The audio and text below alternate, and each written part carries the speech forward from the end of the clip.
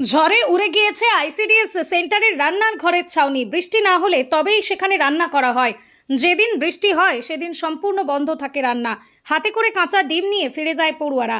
সম্পূর্ণ আইসিডিএস সেন্টারেরও বেহাল দশা। একেবারেই অস্বাস্থ্যকর এই সেন্টারে এখনও প্রায় 72 জন পড়ুয়া রয়েছে। ঘটনাটি পশ্চিম মেদিনীপুর জেলার ঘাটাল ব্লকের মোহনপুর গ্রাম পঞ্চায়েতের 66 নম্বর আলুই আইসিডিএস সেন্টারের। কয়েক মাস আগেই প্রাকৃতিক দুর্যোগের কবলে পড়ে এই আইসিডিএস সেন্টারের রান্নার ঘরের ছাউনি উড়ে গিয়েছিল। ফলে রান্না করার সমস্যা তো রয়েছে, সাথে আবার এই সেন্টারে স্থায়ী কোনো শিক্ষিকা নেই, তাই পড়ুয়াদের পঠন পাঠনেও সমস্যা হয়। তবে বর্তমানে মূল যে বিষয়টি তা হলো রান্নার সমস্যা। অভিভাবকদের দাবি, রান্নার ঘরের এমনই বেহাল দশা এবং নোংরা ও অস্বাস্থ্যকর পরিস্থিতি যে এখানে রান্না হলেও সেই রান্না বাচ্চাদের খাওয়ানো যায় না। বাচ্চারা নিজেরাই এখানকার খাবার খেতে চায় না। বিভিন্ন জায়গায় জানানোর পরও সমস্যার কোনো সুরাহা হচ্ছে না। হবে তারপরে তো কিছু ব্যবস্থা নেই। এরকম খাবার হয়, বাচ্চাদিকে তো নিয়ে আসিনি, মাঝে মাঝে আসি যখন ডাকে বাচ্চাদিকে নিয়ে আসো, তাই আসি, নিয়ে নয় আসিনি। তার খাবার দাবার বাচ্চাদিকে নিয়ে যেয়ে খাওয়াইনি, ডিমটি খাওয়াই, এটা হচ্ছে সমস্যা। এরকম পরিস্থিতি দেখে খাওয়াইনি, বাচ্চা খেতে চায় না। কি পরিস্থিতি? এই যে নোংরা, তারপরে কেঁদরাই চড়ছে, এখানে তিরপই ডাঙানো আছে, বৃষ্টির জল পড়ছে। বৃষ্টি হলে রান্না হয় না, হয় না, কিন্তু মাঝে মাঝে হয়, যখন যে যত ঘিরা থাকে, তিরপইটা ঘিরা থাকে যখন। কি চাইছেন? বাগানের ব্যবস্থা পঞ্চায়েতের কাছে বইতে হবে।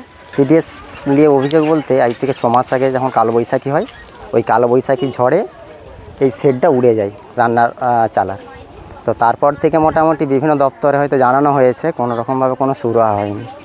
আমরা প্রশাসনের কাছে অনুরোধ রাখছি যাতে করে দ্রুত এই অবস্থার হালটা ফিরে যাক, আর বাচ্চারা বা প্রসূতি মায়েরা যাতে করে ভালো খাবার পাক, এই কাঁচা ডিম না ঘরকে নিয়ে যাক, এইগুলো যাতে হয় সেটা একটু দেখলে আমাদের ভালো হয় আর কি। রেগুলার কি রান্না হচ্ছে না? যেদিন বৃষ্টি হয় সেদিন তো হবেই না, মনে হচ্ছে কালকেও হয়নি সম্ভবত, কেননা কাঁচা ডিম ঘরকে নিয়ে গেছে দেখলাম। সেন্টারে রাঁধুনি কাকুলি মণ্ডল ঘোষ জানান, প্রায় 5-6 মাস আগে ঝড়ে এই রান্নার ঘরের ছাউনি উড়ে গিয়েছিল।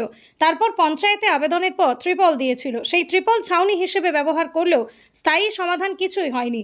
এমন পরিস্থিতি যে অভিভাবকরা তাদের বাচ্চাদের এখানে পাঠাতে চান না। এদিকে এই সেন্টারে স্থায়ী কোনো শিক্ষিকা নেই। একজন দিদিমণি রয়েছেন, ওই দিদিমণির উপর একসাথে 2টি সেন্টারের দায়িত্ব রয়েছে। উনি এখানেই 3 দিন আর অন্য সেন্টারে 3 দিন করে দায়িত্ব পালন করেন। বেশিরভাগ দায়িত্বটা আমাকেই সামলাতে হয়। সব মিলিয়ে প্রচুর কষ্টের মধ্যে সেন্টার চলছে। 5-6 মাস হলো ঝড়ে উড়ে গেছিলো। আমরা রাত্রিতে ঝড় হয়েছে, আমরা সকালে এসে দেখি যে এরকম অবস্থা। তারপরে এখানে দিদি আসলেন, তারপর সবাইকে এখানে জানালেন।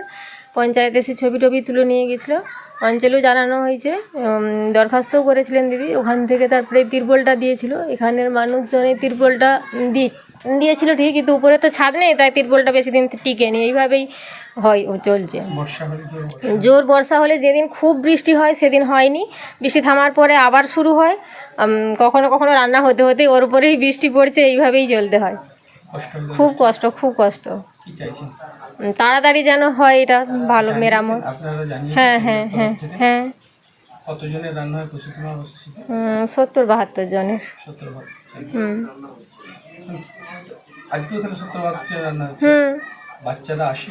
বাচ্চারা আসে, কিন্তু এরকম পরিস্থিতির জন্য মায়েরা তো পাঠাতে চাইছেনি সব দিন। হ্যাঁ দিদি আসেন, দিদির 2টো সেন্টার, তাকে সেখানে 3 দিন, এখানে 3 দিন আসতে হয়, তাই বেশিরভাগ দায়িত্বটা আমাকেই নিতে হয়। এই যে দিদি আসেননি, এটা হয়ে গেল 1 বছর। দিদির যে হ্যাঁ না না না দিদি, আগের দিদি রিটায়ার হয়ে যাওয়ার পর ওই দিদি যা আসছেন, প্রায় 1 বছর হলো তাকে 2টো সেন্টার চালাতে হয়। স্থানীয় বাসিন্দা শান্তিনাথ মিশ্র বলেন, বিগত সরকারের আমলে স্থানীয় পঞ্চায়েত সহ বিভিন্ন জায়গায় জানানো হয়েছিল, কোনো সুরাহা হয়নি। আমরা চাই নতুন সরকারের আমলে এই সেন্টারে শুধু রান্নাঘরই নয়, পড়ানোর জায়গাটাও ভালোভাবে মেরামত করা হোক। দ্রুত মেরামত হোক, এই রান্নার জায়গা এবং পড়ার জায়গা দুটোই খুব দ্রুত যাতে মেরামত করা হয় সে ব্যাপারে প্রশাসনের দৃষ্টি আকর্ষণ করে। কোথাও কি জানানো হয়েছে? এখানকার যিনি রান্না করেন ওনারা জানিয়েছেন, বা গ্রামের পক্ষ থেকেও পঞ্চায়েত বা অঞ্চল এই সমস্ত জায়গায় জানানো হয়েছে, কিন্তু এখনো পর্যন্ত কোনো আশার আলো দেখতে পাওয়া যায়। তৃণমূল সময়ে হয়নি, এইবারে তো সরকার পরিবর্তন হয়েছে। আমরা আশা করছি নতুন সরকারের আমলে এটা দ্রুত মেরামত হবে, এই আশা রাখছি।